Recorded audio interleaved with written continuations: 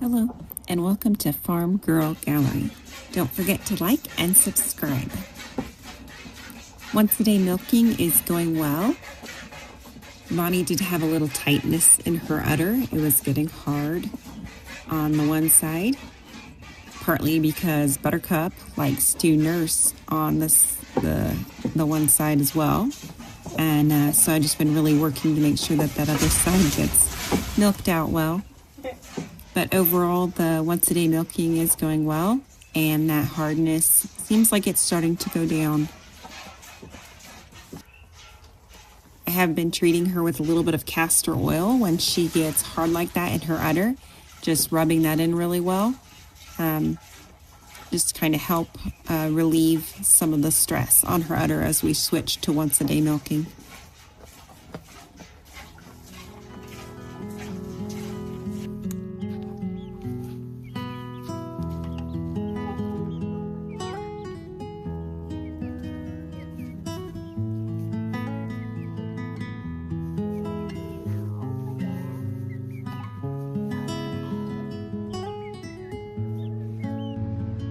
This week I took a lot of my plants that I had started from seed and got them transplanted into my flower baskets and the pots that I usually keep on our porch. I transplanted some sweet potato vines, some geraniums. There was some verbena that I grew. That is the first year I've grown that, so I'm curious to see what that looks like. I put about 3 or 4 geraniums in a pot. Might be a little crowded, but we'll see how they do. And a couple sweet potato vines.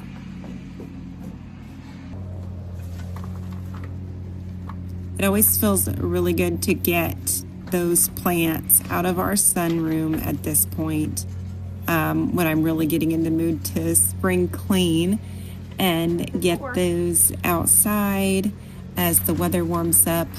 I still have not transplanted my tomatoes or my peppers. Those I'm still holding off until the weather is just a little bit warmer and they're a little bit bigger.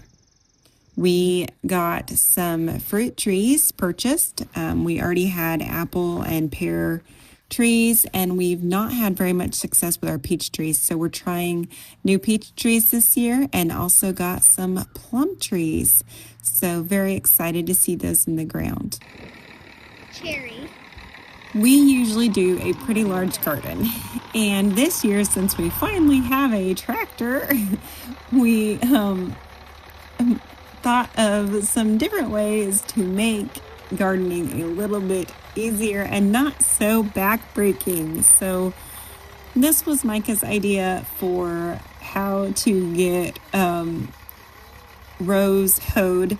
He just used the forks on the tractor to make some trenches for us to put seeds in this year. So definitely not as straight and perfect as we usually go for.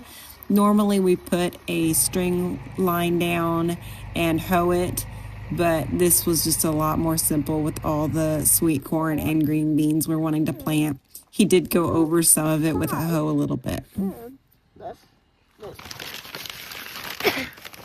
Need more? Yes. More, please? More, please. There you go. Thank you. Thank you. You're welcome. One. I'm doing one. 15. 16. 17. 18. Mommy, we need more beans. 6. Alright. You know what these are? 10. They need to be a little more spaced out than that. 1. How many of you have? 1? 1, 2, 6, 7, 8, 9. 9. Okay, here, Mommy. 1. 2. Okay. Hey, there's 2 seeds right there. It's okay. Go ahead and drop one.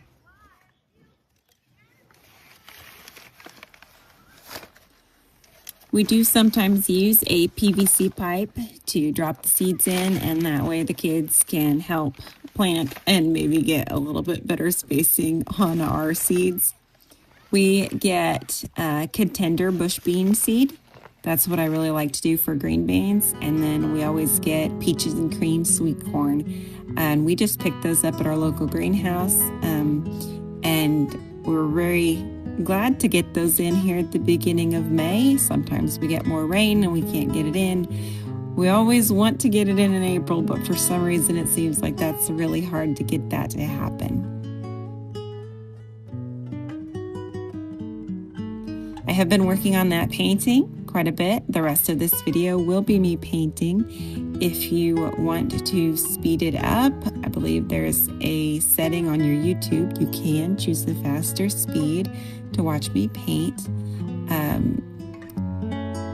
I ended up redoing the sky on this piece, which I didn't show too much of that today, but I did go over the sky a bit more and then worked on redoing some trees that I had put in and then ended up covering up with the sky when I redid that. So acrylic, that is the one thing about it. If you want to blend it, you really need to do it while it is still wet, and it is hard to get it all in sometimes during that time.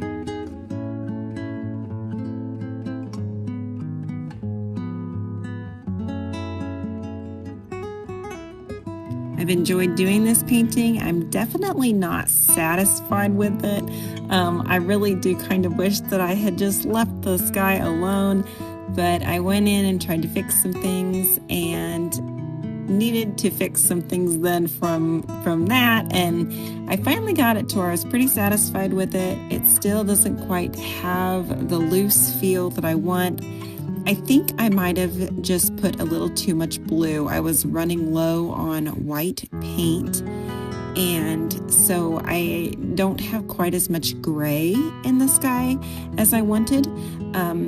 But the nice thing is I can always go back and change it up again, as long as I'm a little more careful next time. I don't want to have to redo any trees again.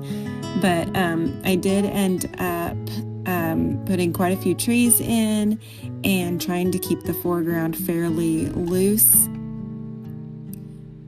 The lighting seemed a bit tricky this time. Last time I painted it, the lighting had just seemed better, so I'm not sure what was going on this time. I tried opening the curtain, closing the curtain, trying to get some better light to see the colors, but it just seemed like I was really struggling with that this time when I painted. It was also interesting with this to try to mix your colors for the greens to get very natural green tones, and usually you do kind of a more faded color for things that are in the background. So you can see in the center of the painting I've got some lighter color showing maybe distant trees, and then the colors get darker as I move toward the foreground. I did decide to put Bonnie and Buttercup in the painting, so today I am putting Bonnie in. I did put Buttercup in there already, and I basically got this painting almost wrapped up, but I will be including that portion in my next video, so if you have not subscribed, please do. And then next week I will have the portion of the video where I put our calf Buttercup in the painting. It was fun to put Bonnie in. I did first just go ahead and kind of blot out the shape I kind of thought I would be going with for her, and then I went outside and actually just grabbed some quick photos of her with my phone, kind of in that similar stance to then use for reference for when I painted her.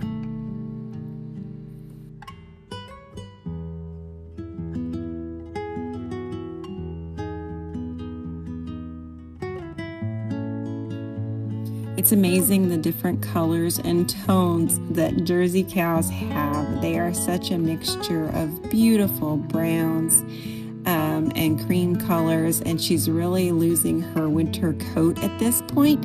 So there's a lot more gray and white in her coat as opposed to the more brown color it was over the winter time.